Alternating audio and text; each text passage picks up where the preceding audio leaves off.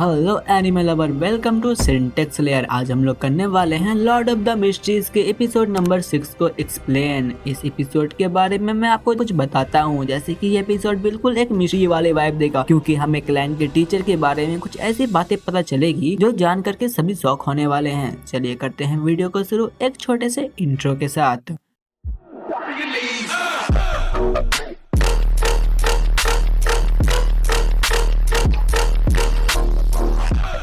Episode के शुरुआत में हमें दिखाया जाता है एजिक को, जो अपने खून से कुछ ड्राइंग बना रहा होता है। ये ड्राइंग किसी कैसल की लग रही थी। इसके बाद हम लोग एजिक के शैडो को मॉन्स्टर में ट्रांसफॉर्म होते देखते हैं। दूसरी तरफ हम लोग देखते हैं कि क्लैन और डन लोग साथ में जा रहे लामोट कैसल की तरफ। फिर हमें सुबह का सीन दिखाया जाता है, जहाँ एलिजाबेथ क्लैन के पास आती है और वो बताती है कि रोज उसे बुरे सपने आते हैं। जब से वो लामोट से लौटी है तब से ही ऐसा हो रहा था। जब क्लैन अपना मैजिक करता है और वो उसे सपने में देखता है तब उसे पुराना सा कैसल दिखाई देता है। वहाँ पास क्लैन को एक नाइट का साया दिखाई देता है और इसी की वजह से एलिजाबेथ को बुरे सपने आ रहे थे। तो फिर ये लोग उस भूत को या साया को खत्म करने के लिए इस कैसल के पास आए हैं। फिर एक आदमी बताता है कि हाँ, इस कैसल में सच में एक पिशाच है। उस पिशाच को खत्म करने के लिए यहाँ पास वो लोग एक आर्टिफैक्ट भी लेके आए थे, जिसका नाम है the mutated sun secret emblem. जब भी कोई भूत या पिशाच इस एम्बलम के 1 मिनट तक आसपास रहता है तब वो खत्म हो जाता है। दिक्कत ये है कि ये आर्टिफैक्ट बियॉन्डर को भी डिफेक्ट कर सकती है। अगर कोई बियॉन्डर इस आर्टिफैक्ट के करीब 6 घंटे रहे तब वो पागल हो जाते हैं। और जैसा कि आप लोगों को मालूम है, अगर कोई बियॉन्डर पागल हो जाए तो उसे मारना ही होता है। फिर वो लोग टाइम चेक करते हैं, जिसमें डन स्मिथ बोलता है कि ये एम्बलम हमारे पास 3.5 घंटे से है, तो हमें 3 घंटे में कंप्लीट करके काम यहाँ से निकलना होगा। फिर ये लोग कैसल के अंदर जाकर के पिशाच को ढूंढने लगते हैं।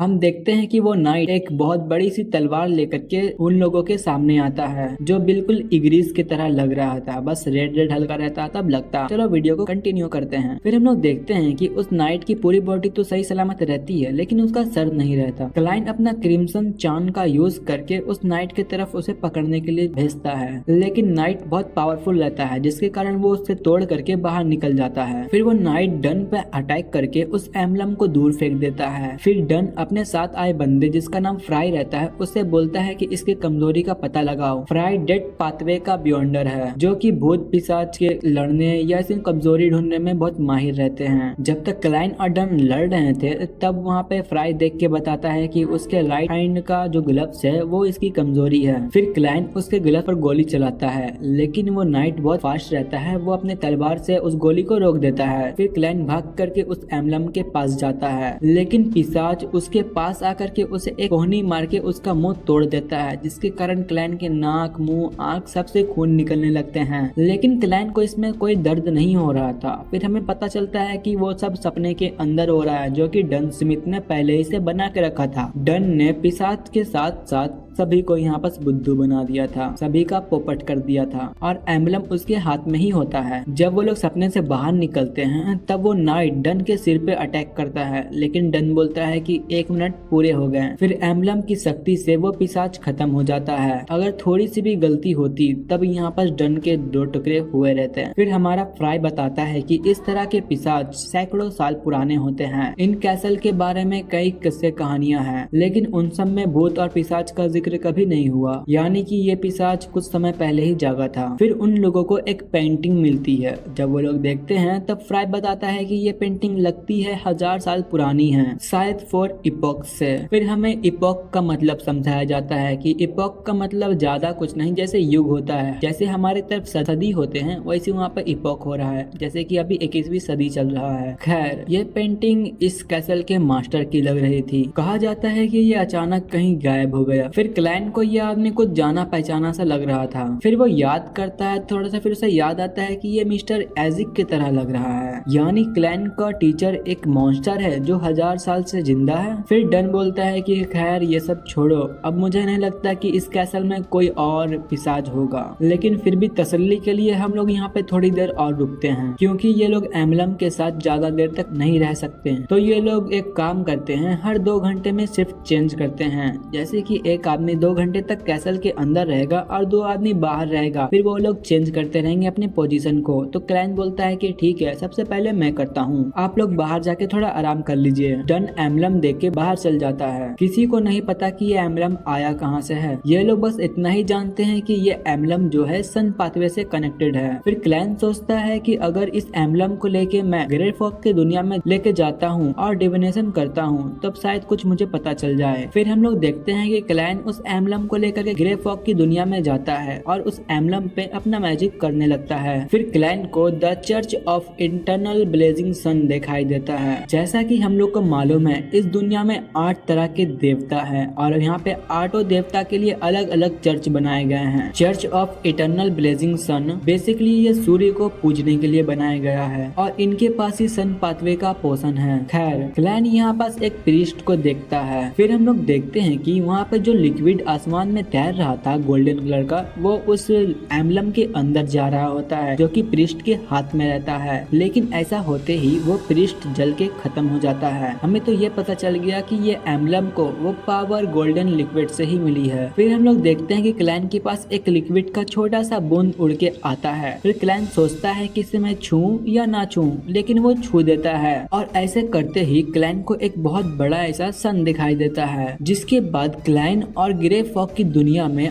आग लग जाती है। क्लैन का पूरा फेस, हाथ सब जलने लगता है। उसे बहुत दर्द हो रहा था, लग रहा था कि वो मर जाएगा। फिर हम लोग देखते हैं पानी का बूंद उड़ के आता है और वो इस दुनिया को बचा लेता है। फिर हम लोग देखते हैं कि क्लैन को ये रियलाइज होता है कि वो डायरेक्ट एक गॉड को देख लिया था और कोई भी मामूली इंसान डायरेक्ट किसी गॉड को नहीं देख सकते हैं, इसलिए शायद क्लैन के साथ ऐसा हुआ। अगर वो इस वक्त ग्रे फॉग की दुनिया में नहीं रहता तो फिर क्लैन तो मरा हुआ मिलता। थोड़ी देर बाद क्लैन पूरी तरीके से ठीक हो जाता है। उसके फेस में जो जले हुए निशान रहते वो सब ठीक हो जाते हैं। फिर हम लोग देखते हैं कि वो शब्दों के जाल में आ जाता है। उसे कुछ शब्द उड़ते हुए दिखाई देते हैं, जैसे कि एंजल ऑफ प्योर वाइट, और उसे सन पाथवे के सीक्वेंस 4 का नाम पता चल जाता है, जिसका नाम था अनशैडोड। और उसे यहाँ पास ये पता चलता है कि गॉड को डायरेक्टली नहीं देखते हैं। और यहाँ पास क्लैन समझ जाता है वो लिक्विड सन गॉड का खून था और उसे फिर से उस लिक्विड के साथ डिविनेशन करके देखना चाहिए। लेकिन उसे फिर अभी याद आता है कि वो अभी जस्ट मरते मरते बचा है। फिर वो अपने ग्रे फॉग की दुनिया की मरम्मत करता है। फिर वो ग्रे फॉग की दुनिया से बाहर आ जाता है और वो यहाँ पे आके सोचता है कि ऐसे ही किसी चीज पे डिविनेशन नहीं करना चाहिए। फिर हमें दिखाया जाता है कि सुबह हो गई है और वो लोग सब आ गए हैं। कैसल के वो लोग सारे पिशाच और भूत को इन्होंने खत्म कर दिया था। फिर डैन स्मिथ क्लैन को छोड़ता है और वो बोलता है जाओ जाके थोड़ा आराम कर लो, तुम बहुत ज्यादा थक गए होगे। और हम लोग जा करके इस एम्बलम को ब्लैक थॉर्न में जमा कर देते हैं। फिर डन बताता है कि एलिजाबेथ को अब कोई बुरे सपने नहीं आएंगे।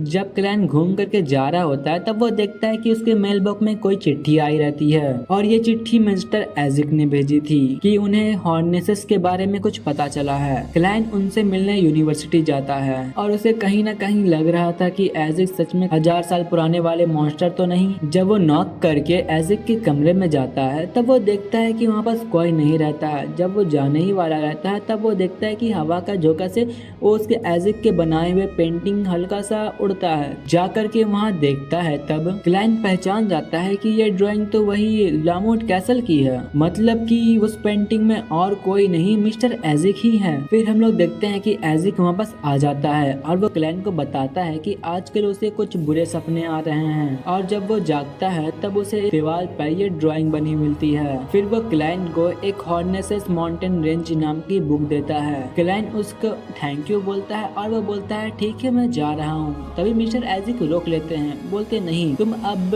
यूनिवर्सिटी के स्टूडेंट नहीं हो तो तुम इस बुक को ले जा नहीं सकते, जो पढ़ना है यहीं पास पढ़ो। फिर मिस्टर एजिक क्लैन को वहीं पास बैठा देते हैं और क्लैन बुक पढ़ने लगता है। क्लैन को एक कैसल की फोटो दिखाई देती है। क्लैन ने भी अपने सपने में एक टूटा हुआ कैसल देखा था जहाँ बस एक बहुत बड़ा ऐसा थॉर्न रखा हुआ था, मानो वो किसी इंसान के लिए नहीं एक बहुत बड़ा सा गॉड के लिए हो। हॉर्नेसेस माउंटेन रेंज लियोन किंगडम और इंटिस के बीच में बने हुए हैं और यहाँ मिले खंडरों के अनुसार इस जगह पर एक देश हुआ हुआ करता था, द नेशन ऑफ एवरनाइट। और इस देश के लोग भी दिखने में इंसान के ही तरह थे। उन लोगों का मानना था कि मौत से किसी इंसान का अंत नहीं होता है। कहीं न कहीं ये बात मेरा भी मानना है। खैर, मरे हुए फैमिली मेंबर उनके लिए अच्छे होते हैं। जब उनके फैमिली मेंबर में से कोई मर जाता था तब वो लोग अपने बेड पर उन फैमिली मेंबर को लाश को 3 दिन तक सुलाते थे। लेकिन ये किसी को नहीं मालूम है कि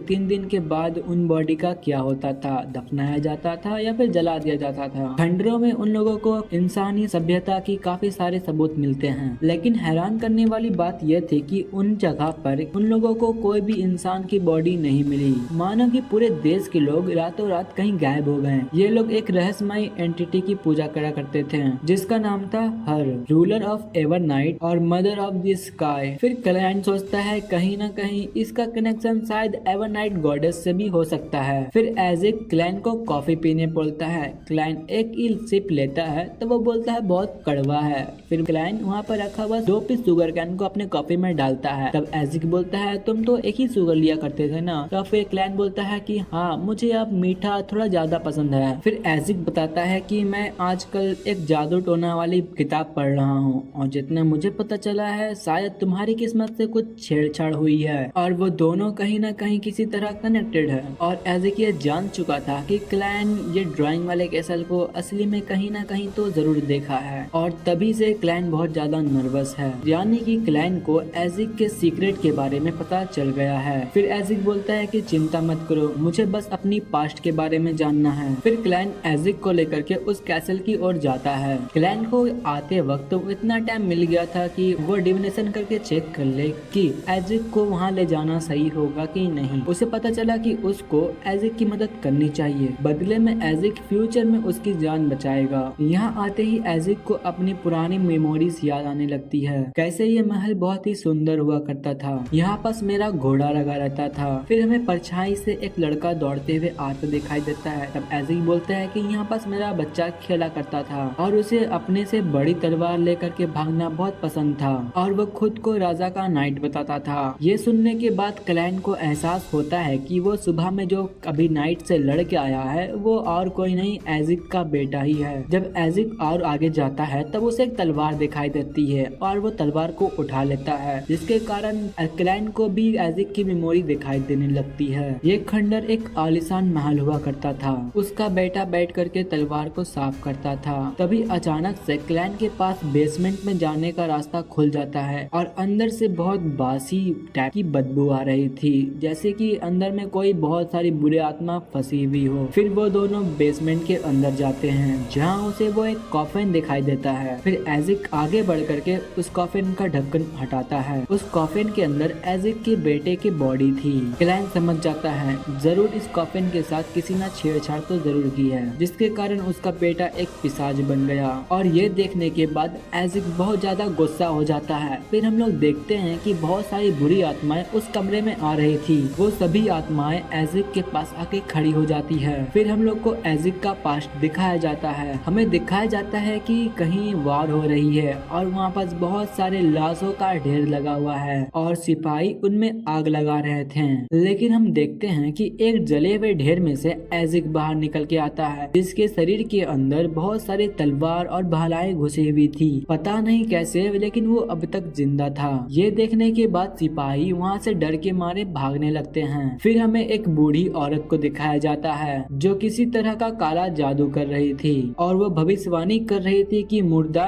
तेल वाइट से लौट के आएगा। फिर हर तरफ तबाही और मौत होगी। फिर जो सिपाही भाग रहे थे वो रिटर्न आकर के एजिक मारने के लिए दौड़ते हैं। फिर एजिक और उन सिपाहियों के बीच में लड़ाई होती है और एजिक उन सिपाहियों को बिल्कुल मक्खन की तरह काट रहा था और फिर कुछ सिपाहियों को वो उड़ा करके अपने हाथों से ही मसल देता है। वो किसी तरह का एबिलिटी यूज करता है जिसके कारण यहाँ पास बहुत बड़ा ऐसा स्केलेटन दिखाई देता है। जैसे जैसे एजिक आगे बढ़ रहा था वह इसके साथ ही स्केलेटन भी आगे बढ़ रहा था। फिर हम लोग किसी और समय का सीन देखते हैं जिसमें एजिक एक आर्मर में था और वो कोई युद्ध जीत करके आ रहा था, जिसके कारण उसे ग्रैंड बैरन लेमून का टाइटल मिलता है, जहाँ एजिक की एक सुंदर बेबी और उसका एक बेटा भी था। जहाँ उसका बेटा बोलता है कि वो भी बिल्कुल बड़ा होकर के अपने बाप की तरह एक नाइट बनेगा। जहाँ क्लैन भी ये सब मेमोरीज को देख देख रहा था। कुछ समय बाद हम लोग देखते हैं कि एजिक के आसपास बहुत सारी आत्माएं आ गई थी, या फिर हम कह सकते हैं कि एजिक के पास आत्माओं की पूरी सेना थी। शायद उसकी शक्तियों के कारण उसके बीवी और बच्चों पर बुरा असर हो रहा था। ये सोच करके एजिक अपने बीवी, तलवार और उस कैसल को छोड़ के यहाँ से चल जाता है। फिर हम लोग प्रेजेंट में आते हैं और हमें पता चलता है कि एजिक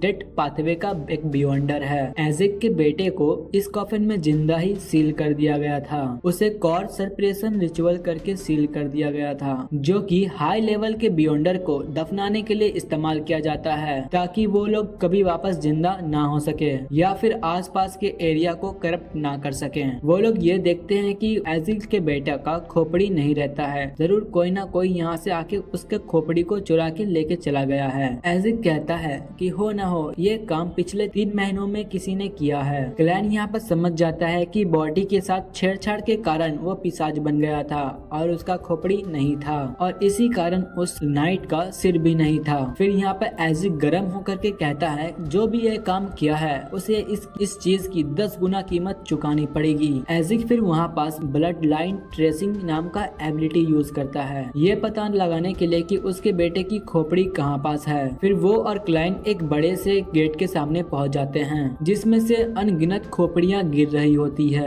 लेकिन अपने बेटे का सिर एजिक को नहीं मिलता। एजिक फिर क्लाइन को बताता है कि मैंने फिर से तुम्हारे अंदर किसी तरह का अलग पावर को महसूस किया है। फिर हम लोग देखते हैं कि एजिक और क्लाइन एजिक के बेटे को अच्छी तरह से दफना देते हैं। फिर क्लाइन एजिक से सवाल करता है क्या आपको याद आ गया कि आप कौन थे, जहाँ एजिक बताता है कि उसने अपने मेमोरीज को टुकड़ों में देखा है, मतलब पार्ट बाय पार्ट, कहीं का पार्ट और कहीं का पार्ट और ऐसे देखा है। इसी कारण से उसको सब कुछ पता नहीं चला, लेकिन उसको इतना पता चल गया है कि वो 1000 साल से जिंदा है। अब तक वो बहुत सारे सपने देख चुका है। किसी सपने में उसकी बेटी है जिसमें वो उससे झूला झुला रहा था, किसी सपने में वो एक लॉर्ड है और उसके 3 बच्चे हैं और वो अपने फैमिली से बहुत प्यार करता है, लेकिन वो हर सपने में अपने फैमिली मेंबर को चोट पहुंचा देता है और वो हमेशा अकेला ही रह जाता है। और अब जाकर के उसे पता चला कि वो सब सपने नहीं थे, बल्कि उसकी अलग अलग जिंदगियां थी। दोस्तों, एजिक जब भी मरता है तब उसका पुनर्जन्म हो जाता है, जिसमें वो अपनी बिताई हुई सभी पिछली यादों को भूल जाता है और वो हर लाइफ में अकेला ही रह जाता है। फैमिली से दूर होने का दुख शायद उसके आत्मा में छप गया था, इसलिए वो कोई अब फैमिली ही नहीं बनाता। ना जाने कितनी जिंदगियां वो अकेले रहकर ही गुजार दी है, शायद लंबी जिंदगी की यही कीमत है। फिर एजिक क्लाइन का शुक्रिया करता है उसकी हेल्प करने के लिए, जहाँ एजिक बोलता है कि अब तक वो समुद्र में भटकती किसी नाव की तरह था, जिसे ना तो अपनी पास्ट का पता था और ना तो ये उसे किस दिशा में जाना है। अब उसे एक फिक्स रास्ता मिल गया है। क्लाइन ये सोचता है कि वो